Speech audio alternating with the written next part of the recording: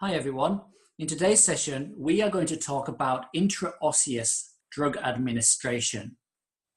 So when you're a paramedic, you have to make a decision as to what type of route you're going to choose when delivering a drug to your patient. Now, more and more, you're going to start seeing the IO kits on vehicles. And the reason being is because the absorption rate of an intraosseous injection is very similar to intravenous cannulation. Plus, what you will find is that the process of delivering and getting the needle into the situation in situ, putting it in, is actually much quicker than placing an IV line, and it comes with less complications as well.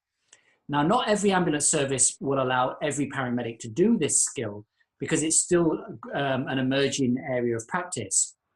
Instead, what you tend to find is that this type of procedure is reserved for the intensive care paramedics.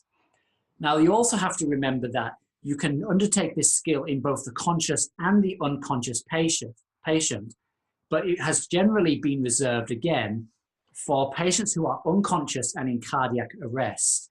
Now, when you're administering an intraosseous needle into a patient's bone, the process of drilling, generally speaking, isn't the actual painful part. And I say generally speaking because it still will be uncomfortable.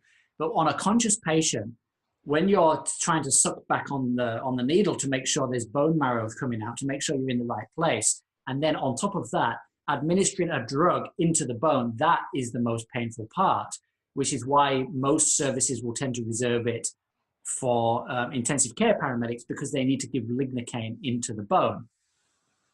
So as we've already said then, intraosseous infusion is inserting the needle into the bone and administering drugs into the bone. As you can see on here, it's highly vascular. The bones are highly vascular, making it a very good site and very fast absorption rate for your patients. Now, there are a number of different bone guns available to introduce this. By far, one of the most popular at the moment is the EZ-IO. Now, the EZ-IO device is like a drill. It's a bone drill. Here we have one here. This is a little bit like your Black & Decker drill. You basically place the needle onto the drill itself, measure up the location, and you can introduce it in certain places, either the humeral head or the tibia, the top part of the tibia, as you can see here. This part here is the tibia. And then you just place the needle onto the bone and just drill. Then you can give the drugs through it. And likewise, you can give however much you need, so you can give large volumes. Now, this one here is called a Cook's needle. This one is used primarily in children. Children have a different makeup of bones, so they don't necessarily need the drill. So you can actually drill through the bone yourself using the Cook's needle. Then, of course, there are these other types of bone guns as well.